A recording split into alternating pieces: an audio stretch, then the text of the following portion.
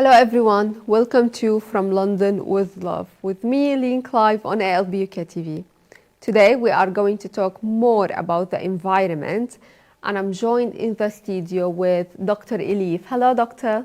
Hi Lynn. How are you? Thank you so much. I'm very well. How are you? Very well, thanks for being with me today. I want you to start by telling us a little bit more about your background and how you came to work in the environment sector. Yes, I'm coming from environmental journalism background. I used to work with Syrian refugees in Syria, between Turkey and Syrian border. And I decided to educate myself in terms of energy because there is a very big gap between, gender gap between men and women in terms of energy. When you go to any energy company, mainly more than 70% of the population is male. So that's why it was my passion to work with energy and to educate ladies in terms of energy. After I finished my master at Oxford University, I started my PhD. And after my PhD, now I'm giving lectures in the UK in terms of energy and sustainability and smart energy as well. And I decided to write a book. It's called Renaissance of Smart Energy, to create more policies for the governments, to build a bridge between Europe and Middle East and Africa, because Middle East and Africa is really future in terms of energy. So I care about environment. I wanted to combine energy, renewable energy with the environment. So this is my passion. Yeah. I can see how passionate you are about it. And also you have an organization, as I'm aware, it's called Women in Smart Energy, right? Yes, so, true. Tell me a bit more about it. Well, thank you so much. You are very smart. You catch this. I dedicated this NGO for all smart ladies all around the world. We combine sustainability education and renewable energy education with smart ladies.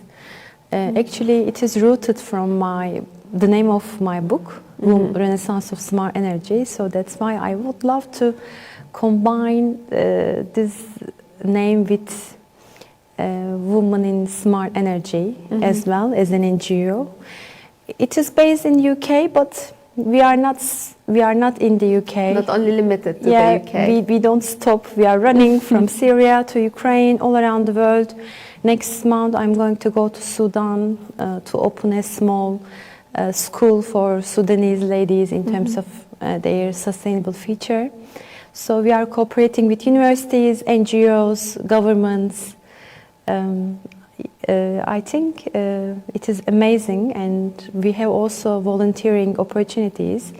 If the female or male, if they want to volunteer with us, they are most welcome. Yeah, doors are open. Tell me about the biggest challenges facing the environment today. Well, in Sharm el-Sheikh, United Nations organized a very big conference, COP26, 2 years ago. And I wrote a poem about this. We have everything we need, actually. We have everything we need. The best challenge is our consume addiction. So maybe we are here, we are using in the UK in a luxury electrical car, but those electrical cars, do you think that they are really sustainable? And why are they burning those tires, electrical cars tires? They are burning in the third world countries. So consume addictions are a big threat for social justice. So in that regard, I think we need to create much more resilient societies who empower their women, who create their own energy, renewable energy, solar, wind, whatever. And also, we need less consumption in 21st century. We need to look after the world we live in. Exactly. Yeah, that's true. Now, you mentioned something about percentage between women workers and men workers. So, as a woman yourself working in the environment and energy sector, tell me about your experience. Well, I'm academic mainly. I don't use with companies. I gave them consultancy. Like, have you faced any challenges? In the UK, it is rare a little bit. I face different challenges. In the UK, there is an accent racism. If they realize that you are from a different country by looking at their accent, okay, very educated, amazing, smart woman, but her accent is a little bit slightly different than Londoner accent or British accent. They are behaving a little bit racist towards you. To be fair, so I call this accent racism. Okay. It's a new term. Yeah, it's the first time I hear of it, and so you think from your perspective that is a challenge you face? It's a challenge for me, educated lady, and author of a book, Renaissance of Smart Energy, very well cultured. So it's a big challenge for me. Now, in your opinion, how can we improve the awareness of public in terms of climate change, and like how we can raise awareness about our environment more? Education is the biggest important things, and it starts from the home. It starts from zero to all society. We need to educate our kids, and also we need to change our curriculum. Curriculum is very important now. We need to make very eco-friendly. We need to create eco-friendly environmental curriculum. Yes, maybe you go to any market, supermarket, and you can find a eco-friendly shampoo or vegan shampoo. But what about education? What about the books? It is very important to educate our kids in terms of to protect our Mother Earth for the future, to prepare them for our future.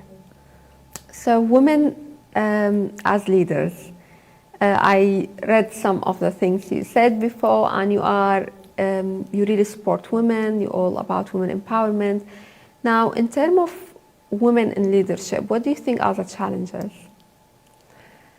As a leader yourself. Well, I'm not a leader.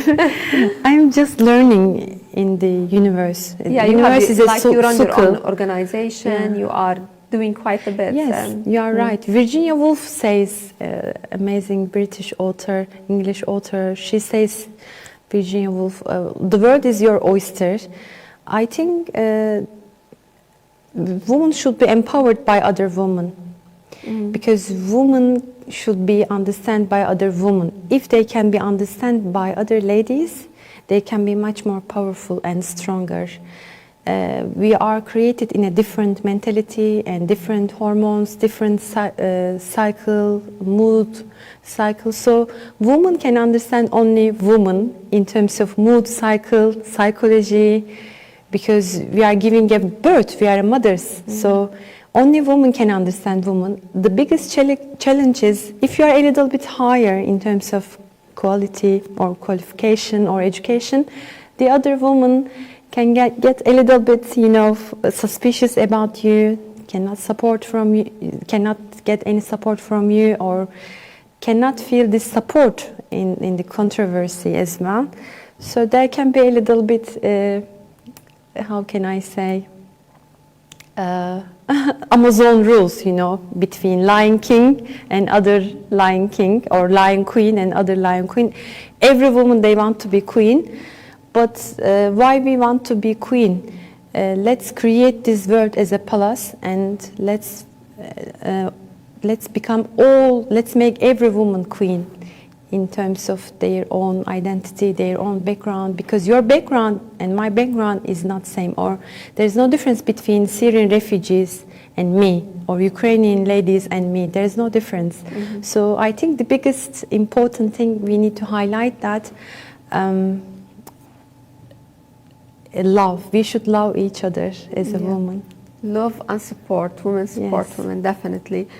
From your own personal experience, is there any woman you've been inspired by and followed her path in your industry?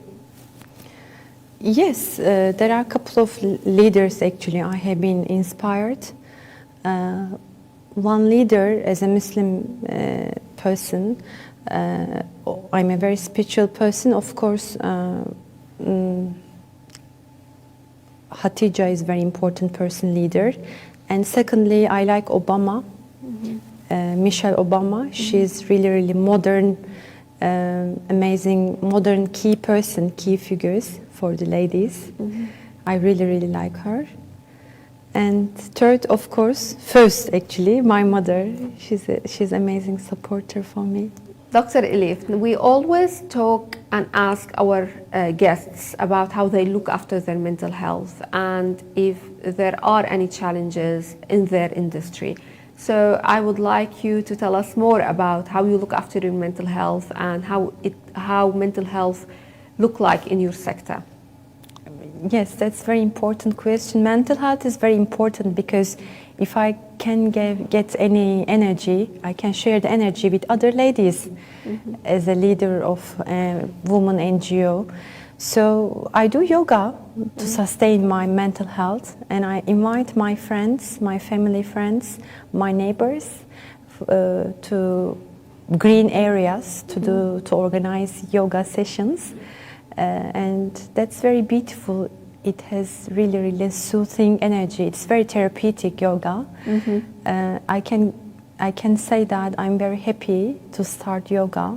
It is really helping my mental health. So it's what helped you in your doing yoga helped you in your difficult times and like helped you in general. Yes, because I can listen my body and I can also listen what my body and what my consciousness and what my mind wants from me, because we are all in a rushing, from one place to another place. Sometimes you need to stop, you need to take a deep breath, and you need to listen yourself and your body and your mind.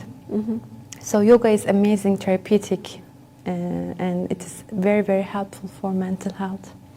Now I want a last word from you to people who are watching us today. What would you like to say? Well, if you want to go eco-friendly life, I always say 3P rule: people, planet, and profit. So to take care of people, you need planet, and for the planet, we need also profit. We need eco-friendly policies in terms of financial policies and taxation. So don't forget 3 rule.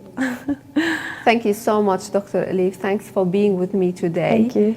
And for you, my audience, stay safe, and I will see you next week in a new episode from London with Love, Link Life. Thank you.